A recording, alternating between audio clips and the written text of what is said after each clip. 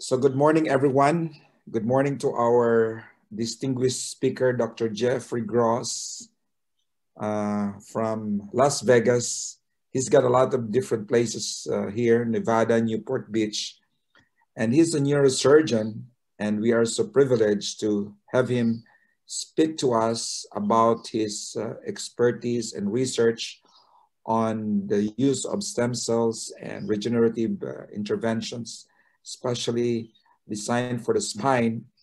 And this is a very interesting topic because a lot of our patients who may not be responding very well with conservative treatments, but who doesn't also like to go into surgery, might actually benefit from this interventional procedure.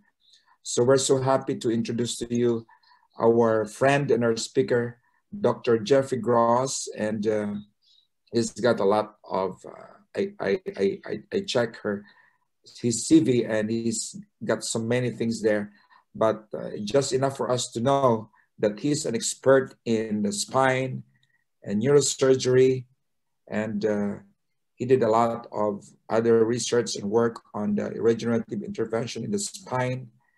And this will be a very useful and helpful information for all of us, especially here in Asia, that we are trying to evolve into kind of regenerative field. And I'm so happy that he has accepted our invitation to speak to us today. So welcome again to our Mask Ultrasound Zoom.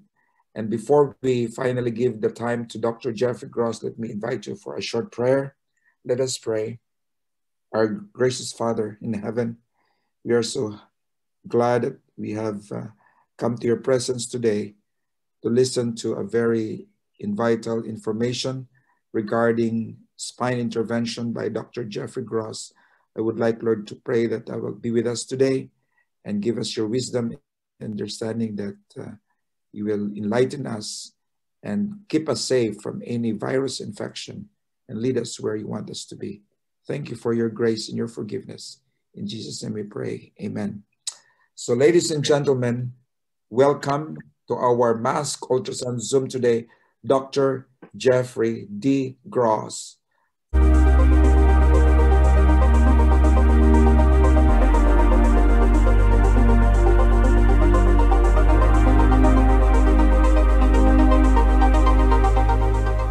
From Spine and Regenerative, Las Vegas, Nevada, and Newport Beach in California. So welcome, Dr. Jeffrey Gross.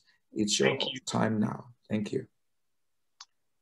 Thank you. I'm honored and appreciative and humbled to be asked to speak to you and your group. And I want to thank you for the opportunity. I look forward to becoming colleagues with each and every one of you. And please reach out to me by email or LinkedIn, and let's continue the dialogue and push the forefront of regenerative medicine to help people the way we were trained to do and want to continue to advance. So thank you again. And my talk today is on spinal regenerative medicine.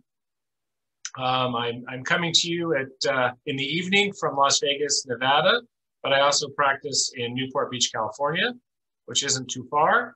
And I'll move ahead with the PowerPoint here. Just a brief overview of medical and age biology that we can leverage to help our patients and understand what we're doing when we approach regenerative strategies to addressing problems, including problems of the spine. And first, I take us all back to our early medical training when we learned about inflammation. And inflammation can be described in many ways. When we first learned it, it was described as a redness, a swelling, a pain, or a heat in an area of the body, if not all of those things. This was thought to be a protective and attempted healing reaction to a tissue insult, like injury or infection or what have you. These are usually divided into acute and chronic phases, and we see this all the time. Keep in mind that most of the degenerative disease processes in the body have significant overlap with chronic inflammation. But that's for the organismal level or the part of the organism. like an ankle here in my example on the slide. Separate but overlapping is also the definition of cellular inflammation.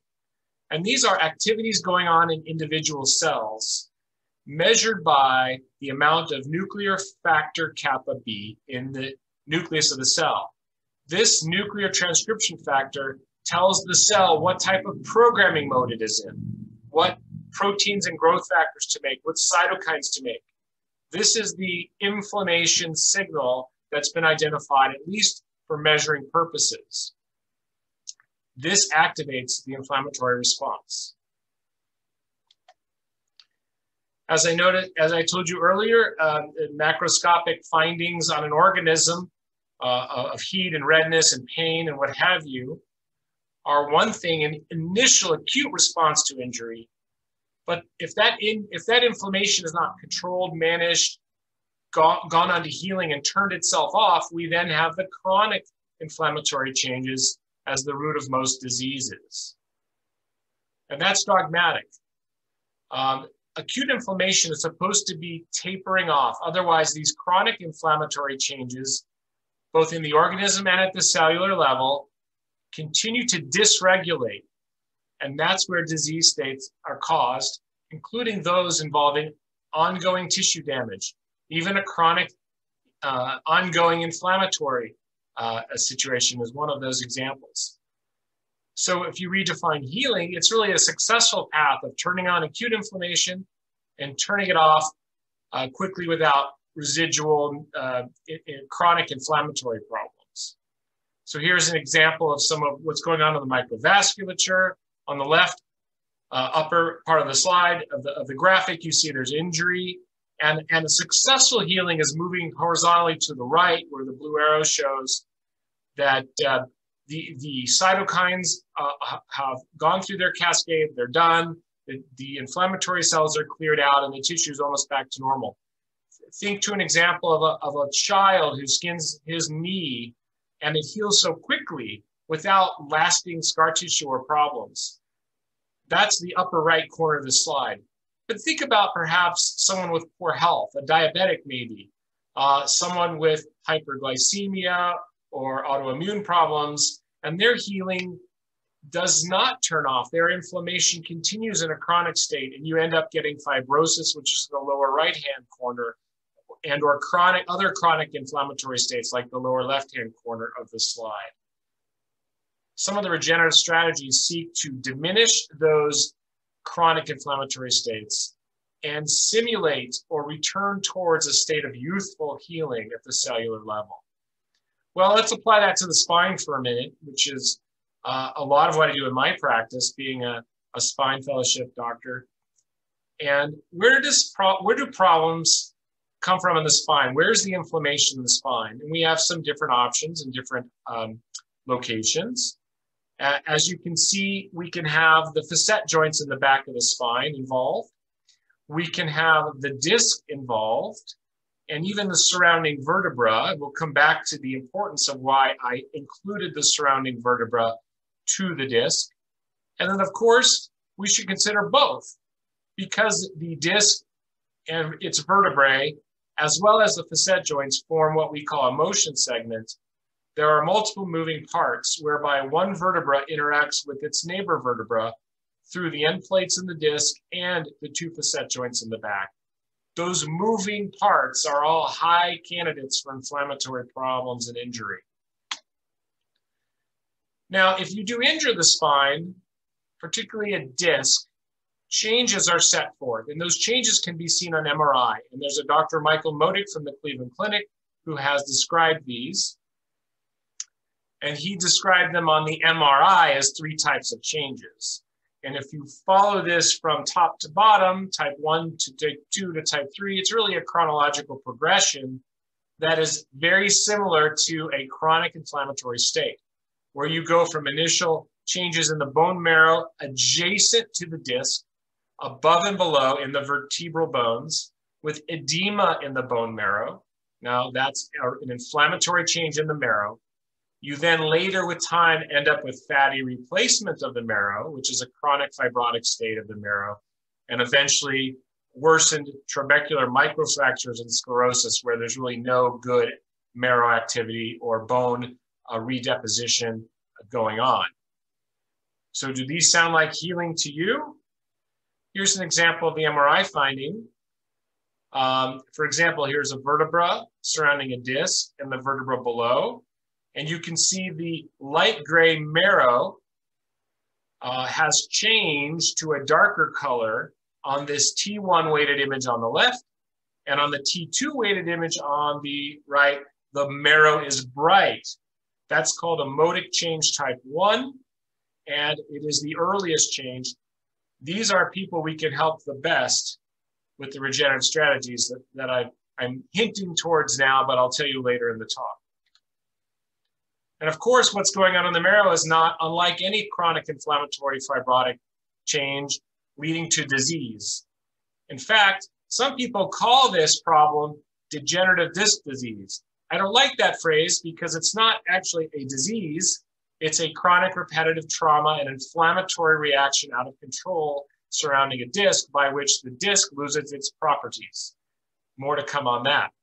But biologically, there's a lot going on in the inflammatory cascade in the cell that converts it from acute to chronic changes with the improper cytokines being released, calling for the wrong kinds of immune cells with inhibition of the good pathways. And that's why when you have an injured or herniated disc, as depicted here in this slide, it's not just an injury to the disc, it's an injury to the surrounding vertebra. So put the spine aside for a second. Let's go back to our concepts of inflammation, redefine it for a moment. I believe that inflammation is a reactive cellular behavior. And this is a cascade of events that have to be timed properly for the inflammation to be to proper or youthful healing, like the little boy with the skin knee. The enzymatic activity, the cytokines, the cellular paracrine activity must be just right to turn on the acute healing inflammation and then off the chronic long-standing disease state inflammation, so that we have the least scar tissue, the least functional impairment, and the least metabolic dysregulation, even at the cellular level. If there's too much of this, we get the chronic ill effects, we get inflammation, we get disease. This can be autoimmune, arthritides, and metabolic deficiencies are examples. And I remind you back to how an older person's wound might heal compared to a younger person, or a healthy person compared to someone with a chronic metabolic disease like diabetes. We'll come back to this as well. As I hinted to earlier, the phrase degenerative disc disease is not a great term. It really is a mechanical vertebrogenic stress that's repetitive. We use our discs every day. We bear weight on our discs.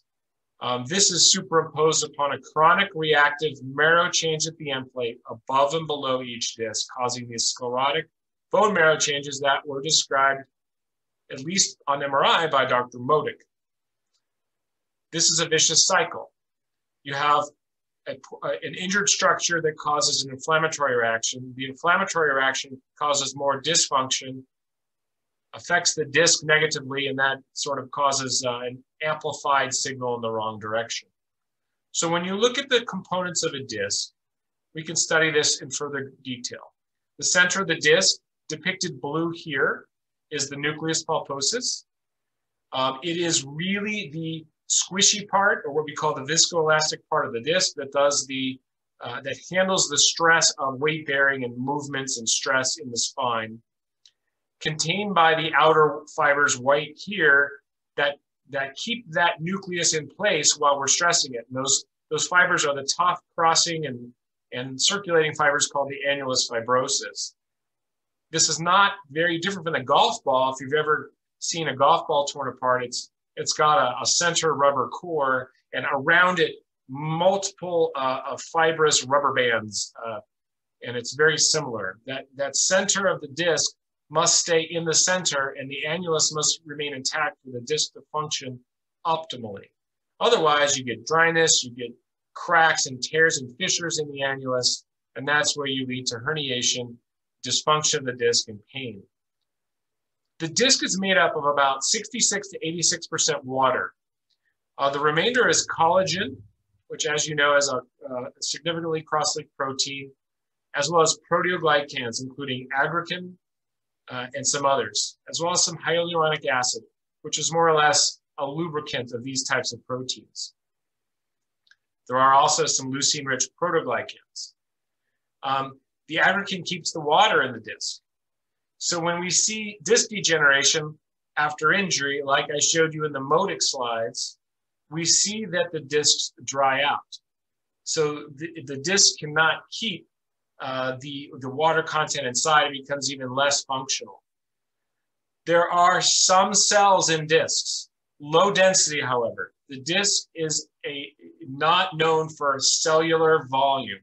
The disc is more non-cellular than it is cellular. However, these few cells do produce extracellular matrix. We'll come back to what that is, but it also contains some of these crucial structural proteins like aggrecan and collagen, and they maintain the integrity of the nucleus. Well, the annulus is mostly collagen and does have some proteoglycans. But as I mentioned earlier, we cannot talk about discs if we do not talk about the end plates above and below. Those are part of the disc structure. And this is the upper and lower cartilaginous end plate. They're not very thick, that surround the disc. They permit diffusion. And the diffusion allows nutrients and water to get to and from the disc from the end plate. This has been largely overlooked and has not been properly strategized for healing potential until recently. And I hope to share some of that with you today. This hyaline end plate, the hyaline cartilage right up against the bone, is the last part of the disc to wear through during severe disc degeneration, meaning the center of the disc is furthest away from the end plate, gets the least nutrients. It's not unlike a reason a diabetic vasculopathy affects the distal toes and fingers before it affects something more proximal to the body. Now that's the structure. Let's talk more about function of the disc. Discs really don't have much neurologic innervation except the outer layers of the annulus. They have minimal vascularity, and of course, why have vascularity? They don't have a lot of cells that require it, and they're getting their nutrients through the end plates nonetheless. They also get some vascularity through the annulus fibrosus. But blood vessels near the disc bone junction of the vertebral body, which I just showed you earlier, as well as those in the outer annulus, supply the nucleus pulposus in the inner annulus with glucose, oxygen, and other nutrients reaching the disc, particularly its avascular areas, by diffusion. Same process for metabolites. Put the spine aside for just a minute. Let's go back to cells. As I told you, and as you probably already know, chronic inflammation is associated with aging, age-related diseases, which are really cellular diseases, loss of resilience of tissue structures, and then cellular senescence, which is aging of the cells, and then sometimes dysfunction and apoptosis or death of cells. And if all your cells die, then you have died, of course. Now, cellular senescence or aging is associated with the release of pro-inflammatory proteins. So aging cells cause a negative, well, it's a positive feedback cycle, but it's a negative impact because this leads to additional aging of the cells, more inflammation, for example. Senescence is a general response to stress. Stress is another code for inflammation. What's going on inside a painful disc? Back to the spine. Well, during the distant pain, we're found to have degraded materials. Those proteins, those extracellular proteins I mentioned to you, those proteoglycans and the aggregans and the collagens, they're slow turnover anyway. The disc is not very metabolic, but they get degraded. They do not get the nutrients they need. The disc gets dehydrated, which is one of the modic changes on the MRI. And the disc loses its squishy or cushioning properties, which means it has less viscoelastic function. So when you can't support your bones and your body on a disc or discs, then you have pain. Now, more vertebral end plate and marrow pressure on the cellular causes that cellular reaction we see on the MRI that Dr. Modic described. So now we're full circle as to what is shown on the MRI is really a degrading process of the proteins and the water content and the nutrients of the disc. Well, age is a funny thing. We measure it in time. How old are you? But really, it's a physiological thing because temporal age and physiological or cellular age are different. And that's why our patients can benefit from this strategy. We can make them physiologically more youthful or keep them from aging, even if their temporal age is moving along. We know that there are exceptional longevity in families. We know that there must be a genetic component to that. We know that diseases in those families are compressed towards the later part of life. That means their cells stay healthier longer, and that there is a genetic influence, and that basically how fast your cells are oxidating is how fast they age. And oxidating cells allow the DNA to be damaged. Use of antioxidant strategies slow DNA damage. And if you protect your DNA, you stay younger. These two women are 70. They don't look exactly the same because their cells are aging at different rates, even though they were born in the same year. Here are two MRIs of an elderly people. On the left is a rather healthy looking MRI. There are no modic changes in the discs. The discs are not dehydrated. The bone marrow looks healthy. On the right, you see degeneration of the discs. You see herniated discs. You see all kinds of changes, including modic changes in the marrow here, which is a type 1 modic change. These two discs, or these two spines, can be the same age, but they look differently, just like the external appearance of skin can look different. We need to take advantage of that to help our patients who have pain. There are specific intrinsic and cellular factors that keep cells looking and acting youthful, even older cells. And one of the lessons we learned come from the heat shock proteins. And as you may know, heat shock proteins and other things are DNA protectants. And some natural protectants would be caffeine, rosemary, vanilla. There are some naturally occurring ones. There are supplements, and certain proteins found in the cell are also DNA protectants. Because the longer you protect your DNA, the longer your cell will function at a youthful physiology, and the slower one will develop age-related changes, degenerations, and age-related disease. So we circle back to the cell pathway, and we find again that we need to protect the telomere length. And some of that, again, you see at the bottom of the slide, is mediated by our friend, the nuclear factor kappa beta. So what I've just brought together for you is the fact that oxidation, cellular aging, and inflammation are all the same cellular process. Our lesson from heat shock proteins, I mentioned already. Heat shock proteins are preserved in all evolutionary animals, plants, all kingdoms have these basic proteins. And some of them are pro-inflammatory, some of them are anti-inflammatory. And this is being studied, but it's going to become interesting why I bring this up. And if we do not utilize the heat shock proteins well, and again, heat shock proteins are released during exercise, which we know is good for us, during sauna exposure, and certain other factors. If we do not utilize these properly, we develop metabolic diseases and more oxidative stress. So let's learn from that and circle back to the spinal DNA. Where is that DNA in the spine to protect? It's not in the disc, because remember, the disc is largely acellular. It's in the adjacent bone marrow. Again, an overlooked strategy. So why is this interesting? Because we take this to the regenerative medicine side. And we know that stem cells and other cells give off extracellular vesicles called exosomes. And what do we find in those exosomes? Heat shock proteins, miRNAs, growth factors, things that tell a cell, a neighboring cell, to do good things, to have good youthful cellular metabolism, to heal, to regenerate, and turn off and block chronic inflammatory disease states. And that's why we're very interested and excited about what exosomes can do, particularly exosomes from the most youthful stem cells.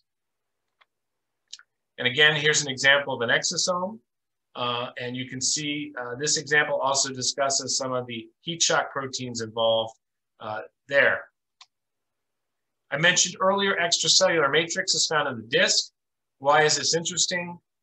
Because this is largest concentration of extracellular matrix is found in amnio, in amniotic fluid, and it is used to help healing of adult wounds. There are products on the market. Look this up after the talk, extracellular matrix products, if you don't know already. It contains, guess what? Collagens, fibronectins, proteoglycans, etc. And where have we heard these proteins before? In the discs, correct. What else is found in extracellular matrix? Of course, extracellular vesicles, exosomes. Why do surgeries performed in utero, for example here for spina bifida, why do those babies come out with minimal or no scarring? It's because they're surrounded by amniotic fluid that contains these extracellular vesicles, these other proteins, and extracellular matrix. We need to learn from this, particularly in the wound healing categories. Contents of amniotic fluid, besides abundant and youthful, active, energetic stem cells, are extracellular vesicles, as I mentioned, and other interleukins, TNF-alpha, prostaglandins, and growth factors.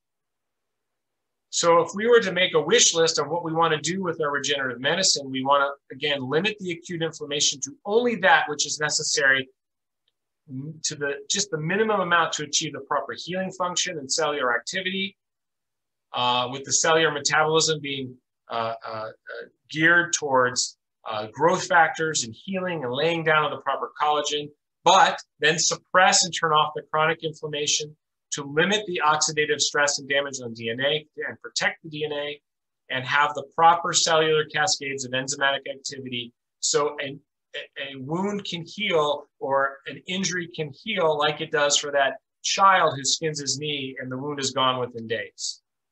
And that's why I'm excited about exosomes, because active mesenchymal stem cells produce these in large numbers. They signal the neighboring cells and neighboring stem cells to participate in these similar beneficial cascades of cellular activity, growth factor production, and protein manufacturing that's ideal for achieving those goals in my earlier slide, which is proper acute inflammation and turning off chronic inflammation while limiting oxidative stress and protecting DNA. We can find exosomes also in PRP. We can find them more in stem cell preparations, both autologous and heterologous, including amniotic sources. And we can also find them purified or separated by themselves. I believe that the stem cells are a stepping stone, and delivering stem cells is great. But what you're doing when you're delivering stem cells is you're also delivering lots of exosomes, and those stem cells you're delivering are delivering exosomes to neighboring cells and your own or that patient's own stem cells. And you can skip that step and go to a more concentrated exosome delivery for regenerative benefit. Exosomes, as I mentioned, include miRNAs. They include the heat shock proteins. And these are all the good things that we find from a healthy amniotic fluid stem cell exosome that turns on the best activity, the best youthful activity in an aging cell and or even a diseased cell.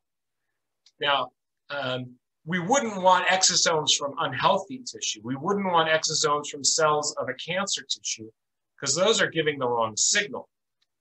In fact, on the middle of this slide, you can see I have fat sources, a question mark. There are clinics that harvest fat cells to concentrate the stem cells from those fat cells. I worry about that. I think that the fat cells, the stem cells from the fat source have a dysfunctional storage signal, and those are not the idealistic exosomes I would want to use for my patients. I want them to have youthful cells from bone marrow or from amniotic sources. A youthful amniotic source is probably the best response we're going to get, because we want to deliver these happy, youthful, active stem cells and exosomes that reduce the chronic inflammatory state. My favorite source are the amniotic sources. I've already mentioned what's in the exosome, but there are so many RNAs. We're learning what proteins those mRNAs are coding for. They are growth factors. They are other paracrine activities. This is a mechanism of reprogramming a cell, even for a period of time, to act youthful. But this is just the beginning. I believe that we will be soon having designer exosomes, whether they're provoked in a cellular setting, or we customize the amount of the type of miRNA in there, or growth factors. There are some great projects being worked on in labs, both in the commercial side and the academic side, and some crossover where we will be doing disease-specific or function-specific activities with designer exosomes. Right now, we're just using generic mesenchymal stem cell exosomes. So let's circle back and apply that to the spine. For example, back pain is a prevalent world health problem. It's account for significant disability and economic loss. I mentioned to you earlier some of the sources of pain in the spine. And again, it can be from disc. Remember, the disc includes the end plate above and below. It can be from the facet joints. It can be from both. I'm not the first to apply regenerative medicine to the spine. As recent as last year and the year before, there are some papers here I want to highlight. In the Journal of Spine Surgery, there was a review of stem cell therapy. This was published in 2019, and it was only 2 years ago, or not even, there was even no mention of exosomes. So things have changed so fast in 2 years. And there were some great ideas and some early results in the stem cell application to disc problems, particularly discogenic low back pain. 3 articles from Dr. Patin, where he uses percutaneous injections of stem cells and PRP into discs, including his 3-year follow-up, which was the last paper, are showing promise in treating and helping patients with their back pain, and even some interesting MRI findings I'll show you in a moment. And then more recently, exosome-based treatment emerging for intervertebral disc degeneration. And I'm going to add one twist to that in just a minute that I learned from someone. But here is from the Patin article. On the left is the pre-treatment, where you can see 2 arrows pointing to dehydrated discs, and there may be a little bit of marrow change in the surrounding end plates. Dr. Patin injected the discs. I'm saying that specifically for foreshadowing. And he saw, and this is from his publication, a return of hydration to the disc, at least this one, the white arrow, compared to the earlier study in the 3-year follow-up. So this is the first demonstration of disc rehydration. And with rehydration, we must know there must be more proteins holding more water, these aggregations, these glycoproteins. And with that came more function of the disc and pain reduction. This is a very big deal. This is not trivial. This is Dr. a colleague. I just want to play this briefly. Before and after. This is a disc injection. This was a patient. This is an MRI from September of 2018. A patient came to us with severe incapacitating low back pain, and you can see here that there is a collapsed disc at the L5. This is L5 vertebrae S1. The disc, normally we'd like it to look like this one. This is L3-4. You can see the bone marrow change here as well. So it's losing fluid. It's losing its cushioning ability. It's a little bit bulging here, and there's a small tear in the back side of the disc. This is L5S1, which is, parts of it are completely collapsed. The bones are kissing each other here, and they're actually causing inflammation. This is a fluid-sensitive sequence, so fluid is bright. That's the CSF, the fluid that they take out during spinal tap. This is one of the discs that are degenerating with a little tear in the back of the disc, and you can see here that that's angriness, right? The disc is not doing its job anymore, and there's a ton of inflammation in the bones. The disc is herniated both anteriorly and posteriorly, and the patient had basically incapacitating pain. They were going to do a fusion at this level on the disc replacement. At this level, she came to see us. We did a stem cell therapy for her, and an interesting case, at 6 weeks came back, pain was actually worse.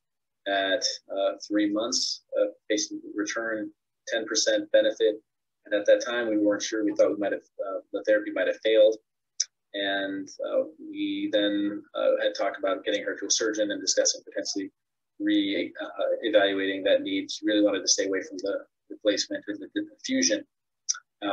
We then followed up with her about a year later, and thinking that she might have had the fusion and the surgery, and her response was pretty amazing. She had complete resolution of her low back pain and symptoms, and was back to full functionality. It just took a little bit longer than expected. So you can see here's an example of an intradiscal injection of stem cells. This is very exciting. Hi there, this is Dr. And discs are tough. They don't have cells of any significance. They provide an obstacle to a lot of enzymatic activity, the very thing we want to have tissue healing. I'm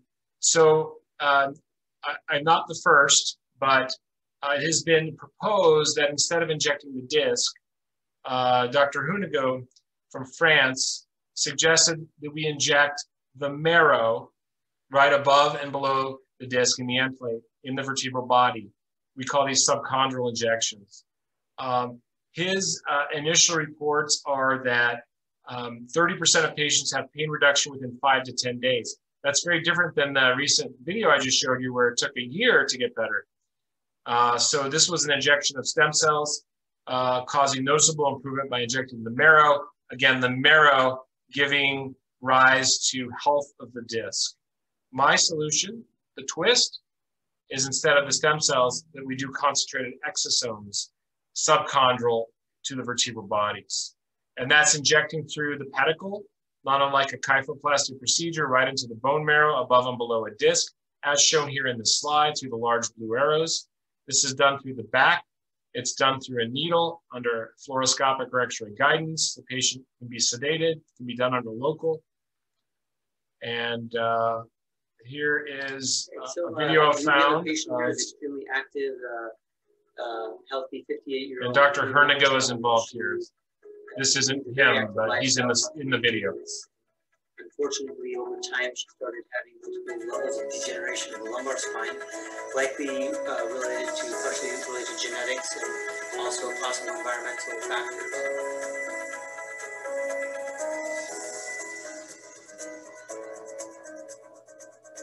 And so our goal in this particular case is to maximize the end plate health. Multiple studies have shown that subchondral injection can help with end plate and bone health. And one of the best ways for disc health is to have healthy end plates as nourishment is provided to the disc through the end plate.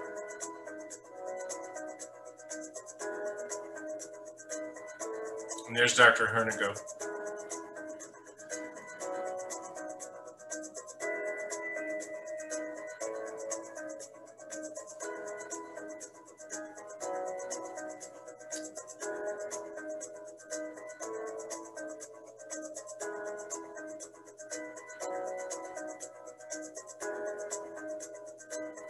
This is a pedicle needle called a Jamshidi needle, and it goes through the bone under the fluoroscopic guidance, and through it you can deliver right into the marrow of the end plate. This is absolutely cutting edge.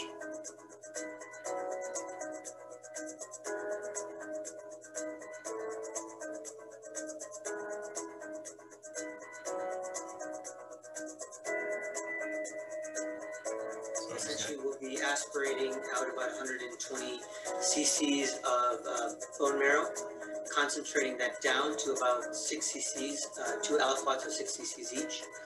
And this will be injected into the end plate through a extrapedicular approach.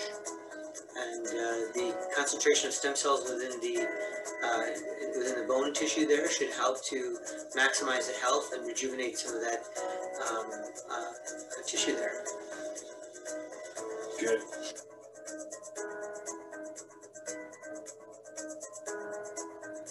Here they're using stem cells, not exosomes themselves, but of course there are exosomes in those stem cells, just not as concentrated as we can deliver.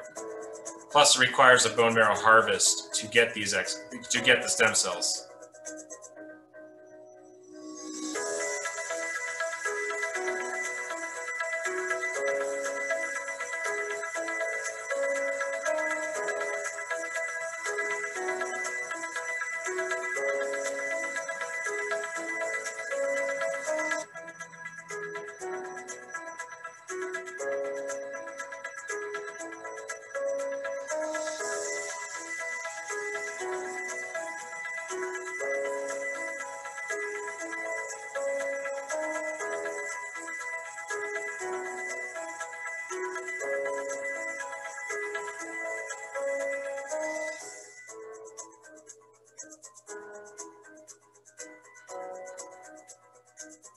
Again, you're seeing the spinning down and the concentration of the stem cells here, and they're drawing off the stem cells harvested from the bone marrow of the iliac crest, and they'll deliver these into the vertebral subchondral area. So it doesn't make it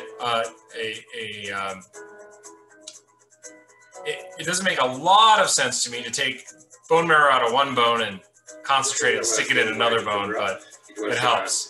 That's why I think concentrated exosomes are ideal. In the end plate, and the bone marrow aspiration was quickly done with good quality of bone marrow, and after concentration, this bone marrow was injected at the level of the end plate of the vertebral at the level 5 and at the level 4. So it was a quick procedure and with high quality procedure.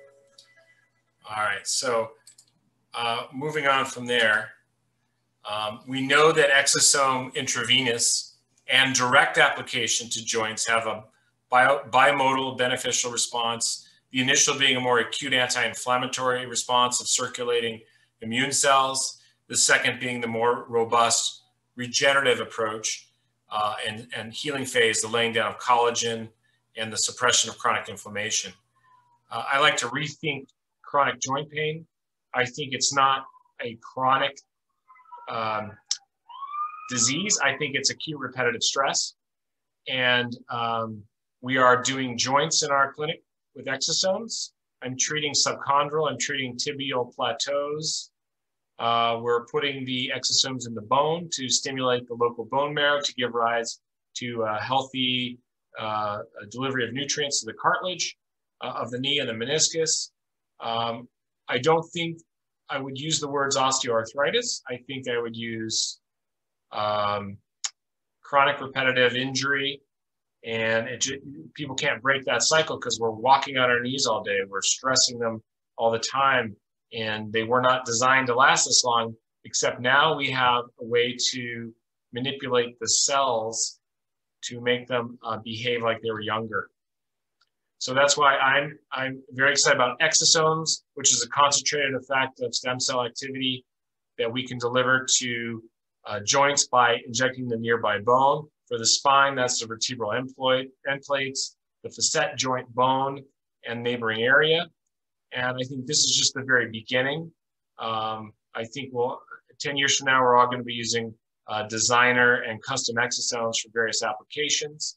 We're going to be a lot less reliant on biochemical pharmaceuticals and more biological pharmaceuticals like exosomes.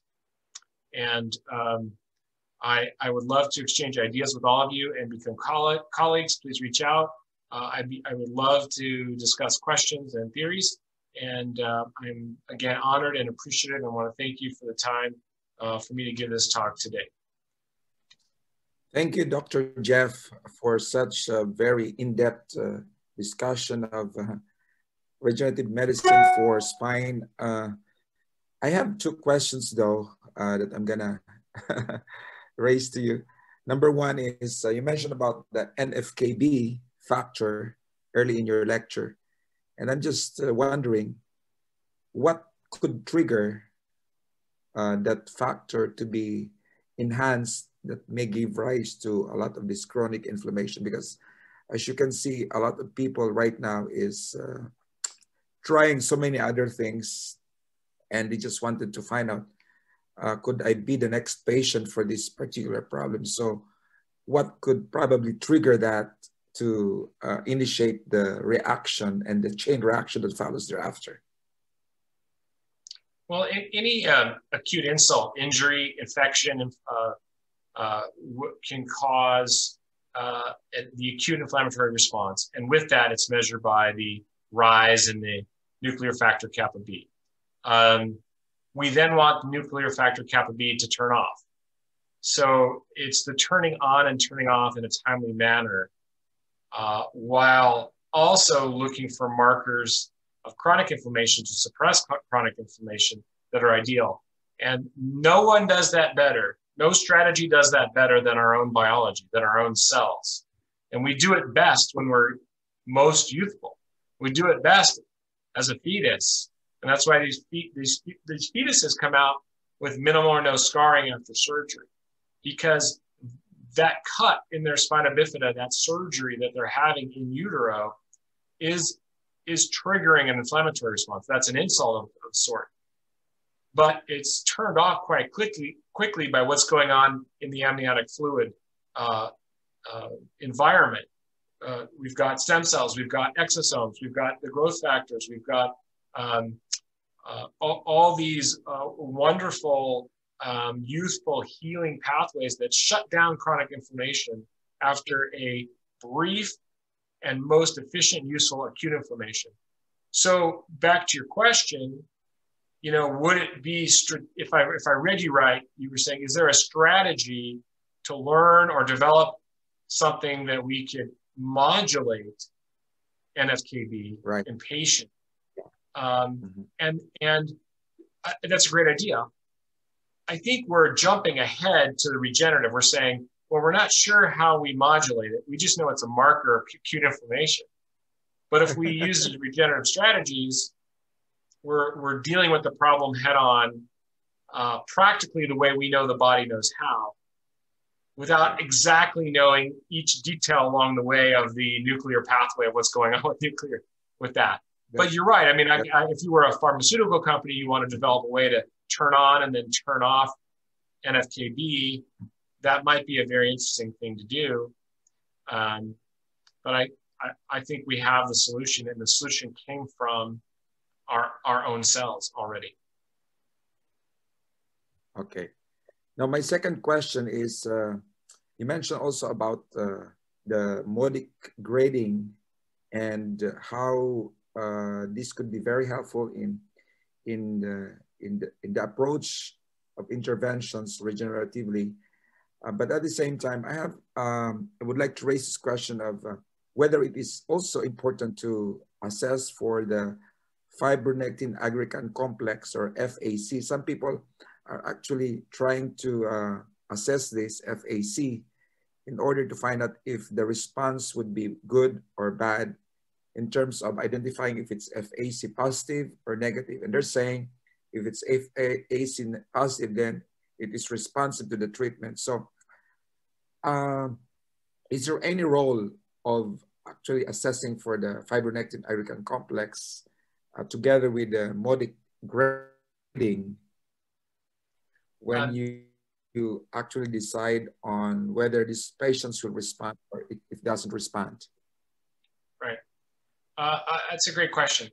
So these complexes live in the disc. I'm suggesting that the biologic strategy to treat these disc degenerative changes with pain, as seen in the various stages of Modic's MRI findings, is to address the end plate, the bone marrow of the end plate, subchondral vertebral body. This is not something I ever learned about in my training in spine fellowship. This is new, it's cutting edge. Now, there will be subsets. We will probably have to study these patients by their modic groups, because to understand the actual markers in their proteins in the disc, we would have to take disc biopsies. And I'm suggesting we should be staying out of the disc. I'm suggesting that we should be staying in the end plate. So I don't think that study's ever going to get done, because we're going to look at modic 1, 2, and 3 and their responses to treating the subchondral bone and the vertebral bodies. And we may find that modic 1, people with modic 1 changes, improve quickly, and people with modic 3 changes, have a small chance of regenerating the disc. It might be just too late.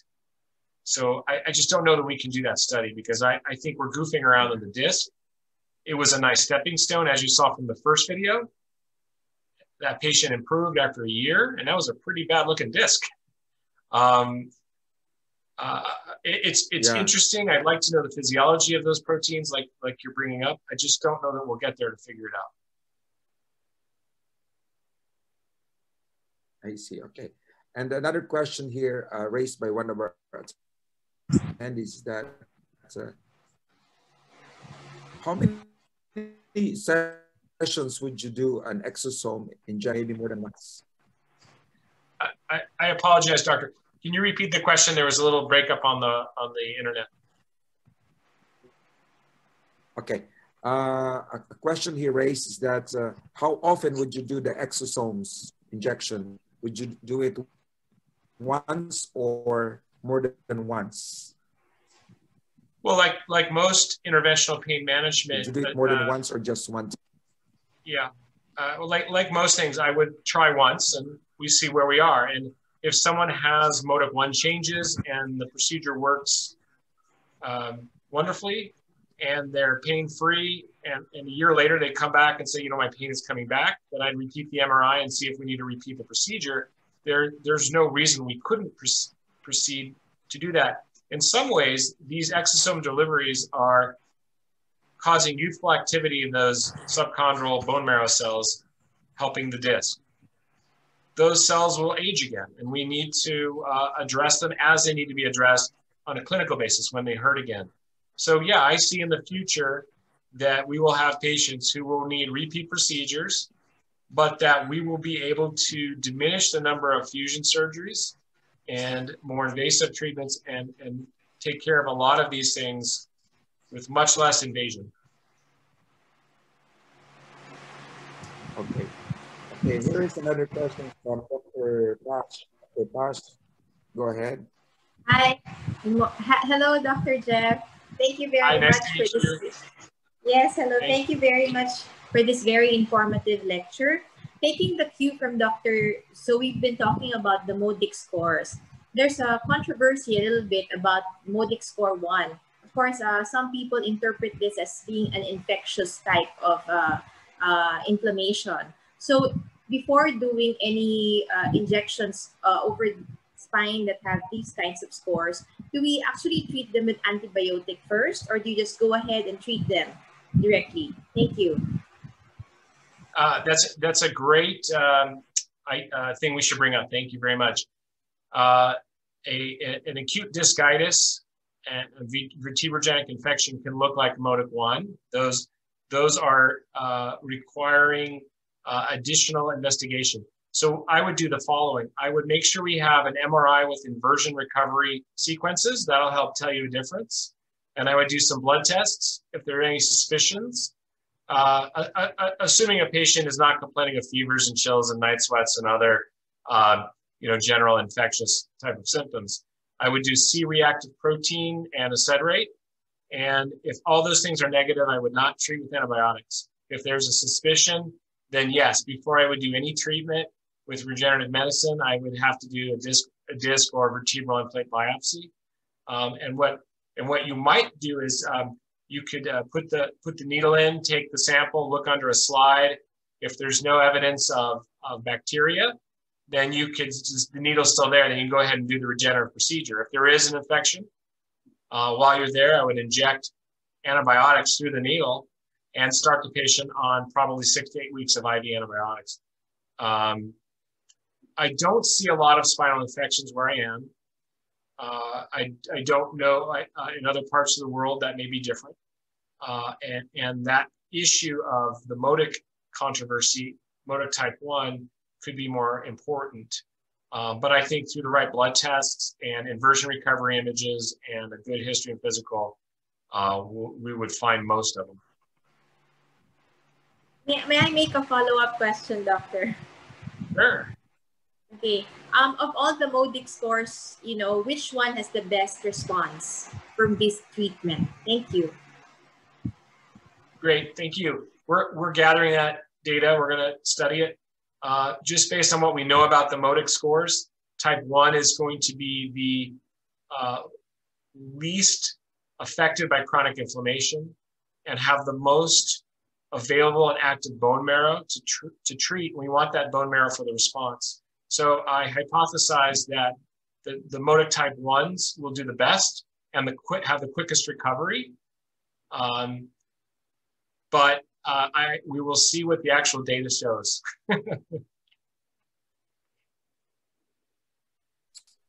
Okay, Dr. Jeff, thank you very much for your time with us today. Thank you, everyone. Be well, stay safe. And I look forward to seeing you one day at a meeting in person. Please reach out to me on LinkedIn, and let's all be colleagues and help patients together. Right. And we're so excited to have you see in person, and hopefully everything will settle down with all these challenges that we're facing, and things will be really, really good. So thank you so much, Dr. Jeff, and hopefully you take care too. Thank you, everyone. Family, have a great day. And be safe always. Bye-bye. God bless you. Yeah. Thank you.